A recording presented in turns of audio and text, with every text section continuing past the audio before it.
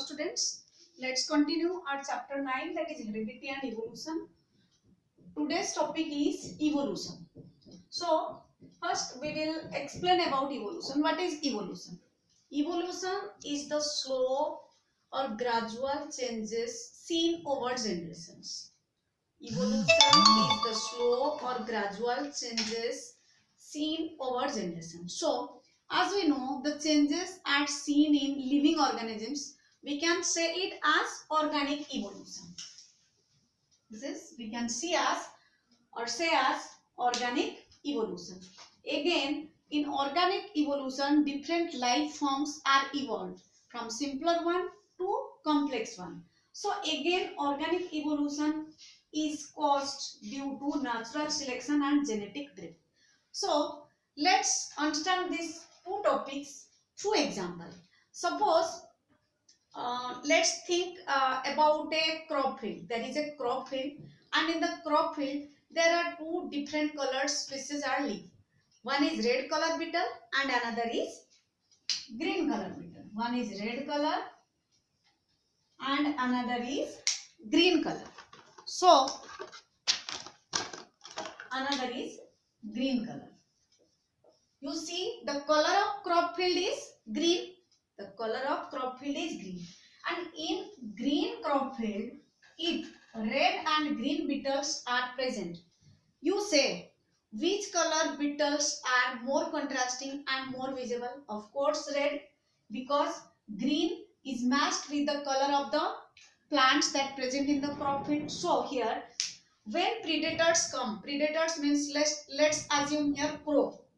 Crow is the predator which eats beetles. So for crow, only red beetles will visible and it will take up or it will eat all the red beetles. So here only green beetles are present. Only green beetles are present. And again, reproduction will take place between the green beetles, and after reproduction, there are some, along with green beetles, some red beetles also form. Here one question arises, from where these red beetles come again, whether there is no red beetle is present. Here we can understand there is inheritance occur, means when in the crop field red beetles are present, their reproduction was take place between the green beetles, their gene is transferred to the green beetles, and when again they reproduce, the red color at that time was recessive. Now in this case it is dominant and express itself. This is another case. Here the main case we want to understand is natural selection. As I have told you, here green beetle and red beetle, due to the contrasting color of red beetles, all the red beetles are eaten by the crow, only green left. So here we can understand why green beetles are left. They are left because of natural selection. According to Darwin, those organisms which adapt themselves according to the nature will survive and reproduce and gives more progeny which help them in survival. Here exactly happens that due to their green color, they are invisible to the crows. That's why they survive and reproduce and increase their number with compared to red beetles. So simply from this example, we can confirm that natural selection is the main key for evolution. So natural selection tells us those organisms will survive who adapt themselves according to the environment or climate. Here we see through this example that green beetles are survived due to their color, which matches with the color of the crop field or bush, whatever you consider. So this proves that evolution takes place due to natural selection. Here another topic comes genetic drift. Let's see. Again reproduction takes place. Another case here happen, one elephant comes and keeps its foot on the crop field, due to which some of the beetles die. So the remaining beetles again reproduce and produce blue color beetles. Here question is arise, from where blue color beetles are come. Here genetic drift occurs. Genetic drift means transfer of gene from or between different parents, between different parents, due to which they show some different color beetles, and here genetic drift takes place, and due to their color variation or different color they also able to survive. So here organic evolution means new species are arise due to natural selection and genetic drift. Next topic is your acquired and inherited traits. What do you mean by acquired and inherited traits? Acquired traits are those traits which are gained by us after our birth.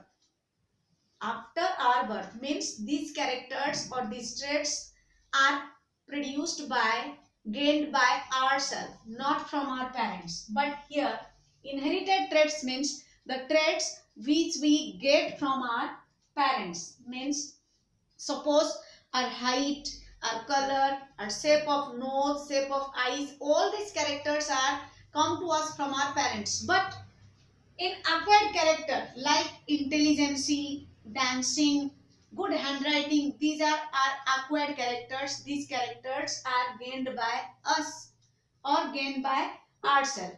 So inherited characters can be transferred to their next generation. If I got the character of height from my parent, then I can transfer this character to my next generation, because this is inherited character and this is present in the germ cell. Remember here, germ cell. Germ cell means gamete. Gamete means either sperm or ovum. That character is present in germ cell, so we can transfer it to many generations. But in case of acquired character, this trait is present in somatic cell. Somatic cell means body cell. That's why we can't transfer these characters to our next generation.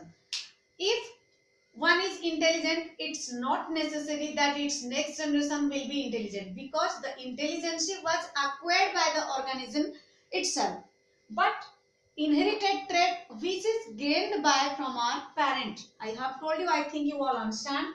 So here the question will arise, differentiate between acquired and inherited trait. So simply you can write the trait which is gained by us is called acquired character. The trait which is come from our parents is called inherited trait.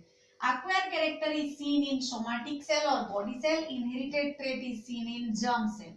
Acquired characters can't be transferred to the next generation, but inherited characters or traits transferred to the next generation. Here example of acquired characters are intelligence, dancing, singing, swimming, which is gained by us or due to our own labor. But inherited traits are skin color, height, shape of the nose, color of the eye, etc. So I think you all understand what is the difference between acquired and inherited traits. Let's I give you another example.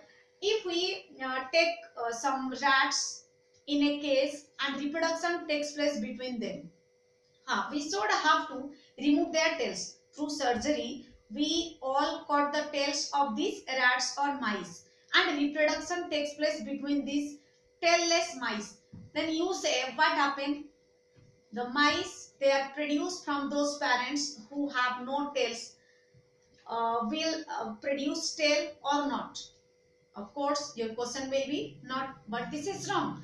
They will produce tails because we simply remove their tails from their body cell or from their somatic cell or from surgically from outside. But the having tail is the character that's present in their germ cell, means in the sperm and ovum. That's why if we cut or remove their tails again and again and again for several generations, then they reproduce and the new organism produce will having tails in them. Like if a parent is blind, so their offsprings will not be blind, because the absence of visibility or absence of vision power of the eye is not acquired character, it is inherited character. Means uh, vision of the eye is inherited character. Do you understand? So if one parent is blind, it's not necessary that its children were blind. So they have eyes. So how this is possible? Because this character is inherited and present in the germ cell of the parent. That's why they continue the character to transfer their next generation, and their next generation will have eyes.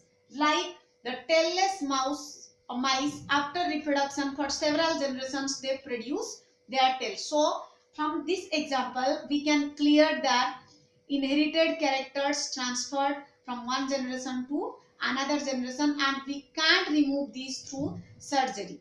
So this is about your acquired and inherited trait. Next is origin of, next topic is origin of life on earth.